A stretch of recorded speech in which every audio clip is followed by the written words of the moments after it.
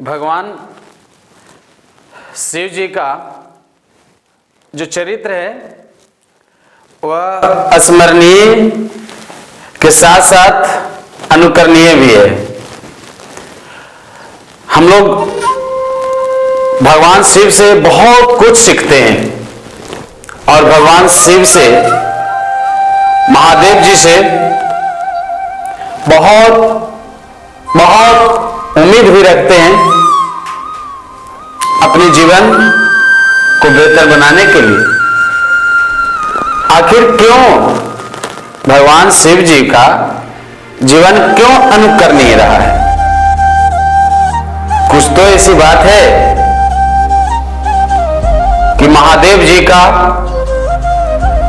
जो जीवन है वो हम लोग के आधुनिक जीवन, आध्यात्मिक जीवन के लिए अनुकरणीय बना हुआ है। सीखने वाली बात है कि भगवान शिव के आप सिर का अध्ययन कीजिए। भगवान शिव जी के माथे पर आप देखिए, बहुत कुछ शिक्षा मिलती है। लोग कहते हैं कि इस संसार में लोग गलत नहीं, इस संसार में लोग गलत नहीं, लोग अलग होते हैं। पता है, यदि आप सब में गलतियां ढूंढने लगिएगा, आप सब में गलती देखने लगेंगे, तो पता है आपके साथ कुछ समय ऐसा आएगा कि आपके साथ चलने वाले कोई नहीं मिलेंगे। यदि आप सब में गलती ही निकालिएगा तो आपके साथ चलने वाले कोई नहीं रहेंगे, यदि आप सब में गलतियां देखने लगिएगा। इसलिए तो कहता हूं कि लोग गलत नहीं होते हैं, लोग सिद्धांत से अलग होते हैं। आप गलत क्यों समझते हैं? सबको साथ साथ लेकर चलना है तो भगवान शिव जी के जीवन से सीखिए। सबको साथ लेकर चलना है। आप घबराइए मत। आपका जो निंदा करता है वो निंदा करेगा, लेकिन ये आप क्यों नहीं समझते कि वो निंदा कर रहा है तो आपको सचेत भी कर रहा है। यानी आप निंदा जो करता है उससे सीखे कि सचेत कैसे होना है। भगवान शिव ही इसका रिजल्ट है, उनसे आपको परिणाम मिलेंगे। आप कथा के माध्यम से अपने जीवन में बहुत कुछ धारण कर लेते हैं। ऐसे ही नहीं, सबके लिए भगवान शिव खास रहे हैं, महादेव बने, क्योंकि कथा चल रही है भगवान शिव के जीवन से जुड़ी हुई बातें को लेकर। आपको महाशिवरात्रि के हार्दिक, वो भी सबको साथ साथ लेकर के चले। सुनिए जरा कि उनके त्रिनेत्र पता होना चाहिए। जो ज्वाला, जिस आंख से ज्वाला, भगवान शिव के जिस आंख से ज्वाला की रूप रही है और उसके तुरंत ऊपर आप सिर का अध्ययन कीजिए तो पता चलेगा कि त्रिनेत्र से ज्वाला है और तुरंत ऊपर चंद्रमा है। और चंद्रमा के साथ साथ गंगा जी का धारा भी है।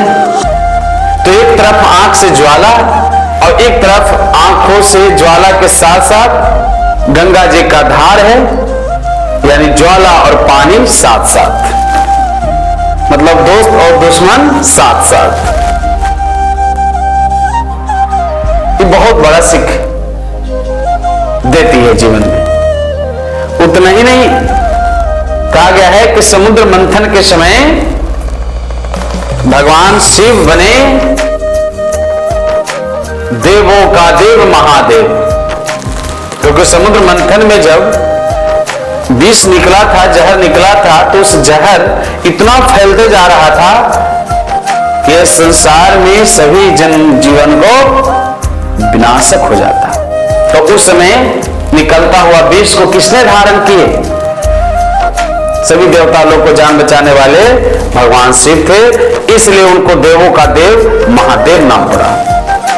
और जब वो विष को गले में धारण किए तो एक तरफ विष और सिर पर चंद्रमा, जो कहा गया है शीतलता, जो अमृत का पहचान है। तो यहां पर देखिए जीवन में जहर और अमृत साथ साथ।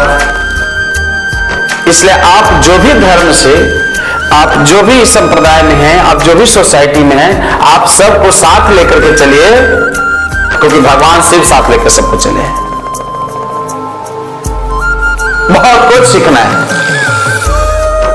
आप कथा का श्रवण कर रहे हैं तो श्रवण करते करते आप बहुत कुछ धारण कीजिए कि जहां जहर और क्या अमृत साथ साथ है। और भी इससे बड़ी चीज कहा गया है कि भगवान शिव का पुत्र गणेश है।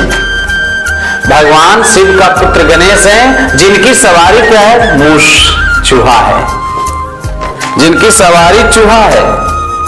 और ये भगवान शिव का पुत्र गणेश का सवारी है। किंतु चूहा के साथ साथ उनके गले में हार देखिए शिव जी का, तो सांप है। सांप है, और सांप और चूहा दोनों साथ साथ है। तो हमेशा आप इनके अनुकरण कीजिए और जीवन में आगे बढ़िए। मैं ये कहता हूं, क्योंकि अनुकरण करने की चीज अनुकरणीय है, वंदनीय है, स्मरणीय ही है। स्मरण कीजिए जीवन में। और सांप और चूहा साथ साथ। और भी क्या, इनका एक और बेटा कार्तिक है। इनका एक और बेटा कार्तिक है, जिनका सवारी क्या है? मयूर, मोर। अब मयूर कहता है चूहा को कि तुम घबराओ मत, मैं तुम्हें रक्षा करूंगा, सांप से बचाऊंगा। आपको पता होगा कि सांप का दुश्मन मोर होता है। देखिए एकदम साथ साथ सब चीज है। कितना अच्छा चीज है यहां पे। और वही मयूर यानी मोर, और मोर के साथ साथ चूहा भी और सांप भी साथ साथ है। और सांप का दुश्मन मोर है, और उधर चूहा का दुश्मन सांप है। तो सब साथ साथ है कि नहीं है? तो जीवन में यही से सीखना है कि जीवन में सबको साथ लेकर चलना है। सबका साथ होगी तभी आपका समाज का विकास होगा और आपका परिवार का विकास होगा। ऐसे भी इस संवाद से आपको बहुत बहुत प्रशंसा मिल रही होगी। और सचेत करने वाली बात है, हमारे कथा से आप सचेत हो जाइए कि यह संसार बाजार है। ये संसार बाजार है। जब भी आप घर से बाहर निकलिए तो दिमाग लेकर के निकलिए। ये संसार बाजार है। जब भी आप घर से बाहर निकलिए तो दिमाग से आप काम लेकर के निकलिए, यानी आप दिमाग को हमेशा अप्लाई कीजिए जब घर से बाहर निकलते हैं, क्योंकि बाहर बाजार है। आप जब भी घर से बाहर निकलें तो दिमाग लेकर के निकलें, और जब भी बाहर से घर आए, जब भी बाहर से घर आए तो दिल लेकर आए। जब भी बाहर से घर आए तो दिल लेकर आए, क्योंकि जैसे बाहर बाजार है उसी तरह से घर में आपका परिवार है। दुनिया बाजार है, आपको बेच देगा, इसमें दिमाग लेकर चलिए। और घर में भी जब आइए तो दिल से आप घर में लोगों के साथ बातचीत कीजिए, क्योंकि घर में आपका परिवार बसता है। और ये चीज सीखना है तो दूर नहीं, भगवान शिव से आपको हर चीज सीख मिलेगी। और सबसे महत्वपूर्ण बातें मैं बताऊंगा कि सबसे महत्वपूर्ण बातें तो और है कि भगवान शिव जी के शरीर पर आप देखे होंगे भभूत। भगवान शिव जी के शरीर पर भभूत देखे होंगे, पूरे शरीर पर है भभूत, लेकिन इनके साथ में है सब भूत, सब साथ साथ। तो यह स्मरण करने की चीज है, सीखने की चीज है। भगवान शिव से बहुत कुछ सीखा जा सकता है और यह अनुकरणीय बन गए हैं। और ये हम जो 5 तरह के जो बातें बता रहे हैं यहां पे, कि ज्वाला और गंगा जी का धार साथ साथ, विष और चंद्रमा की अमृत साथ साथ, चूहा और सांप साथ साथ, मोर और सांप साथ साथ, विभूत और भूत साथ साथ।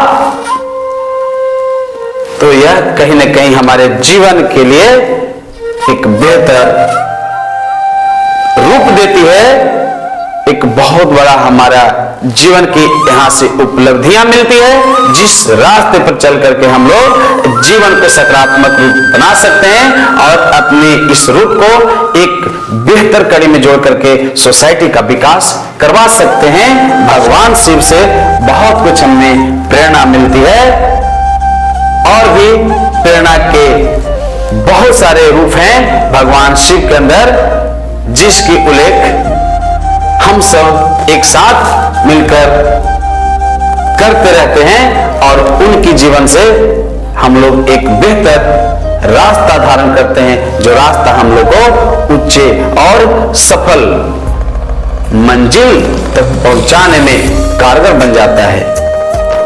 तो जो आप सभी कथा का श्रवण कर रहे हैं, मैं सबको यही बताना चाहूंगा कि आप नित्यदिन सुबह के 5 बजे के समय में आप जागिए। 5 से 5:30 बजे तक सुबह में आपको नित्य क्रिया, स्नान, ध्यान और आध्यात्मिक हैं तो आप देवस्थल मंदिर जाकर के जरूर आप देवी देवताओं का आराधना कीजिए, अर्घ दीजिए, ताकि आपके शरीर में जो भी हानिकारक कारक हैं वो बाहर निकल जाए। आपका मेडिटेशन बहुत जरूरी है, आपको ध्यान लगाना बहुत जरूरी है। आप सुबह का टाइम आप प्रत्येक दिन ध्यान लगाते हैं, ध्यान से आप कोई काम करते हैं, आप ध्यान लगा करके आप अपने जीवन की ऊर्जा को, अपने शरीर में ऊर्जा को आप एकत्रित कर सकते हैं। आपके शरीर में ऊर्जा जब भी आएगा तो आपको मेडिटेशन से आएगा, ध्यान को केंद्रित करने से आएगा। और एक और भी मैं बात इस कथा के माध्यम से बताना चाहेंगे कि आप यानी हमेशा याद कीजिए, ये दुनिया में जितना भी लोग हैं जो सफल हैं, वो सफल लोग उसी समय जागते हैं जब दुनिया सोया होता है। इस संसार में बहुत सारे ऐसे सफल व्यक्ति हैं जो उसी समय जाग जाते हैं जिस समय सारे लोग सोए होते हैं। इसलिए वो जागते हैं कि जब दुनिया सोया है, जब दुनिया सोच नहीं सकता है, तो हम जाग करके हम वो चीज को सोचें जो दुनिया सोच नहीं सकता है, और वही अपने जीवन में एक बेहतर रास्ता धारण करके आगे निकलते हैं और वे आगे निकल करके सबसे एक अलग पहचान बनाते हैं। आज हमारे कथा के माध्यम से आप सुन करके अपने शरीर में ऊर्जा को आप भर लीजिए और हमेशा तत्पर होकर के काम कीजिए। तब तक का इतना ही। जय शिव शंकर।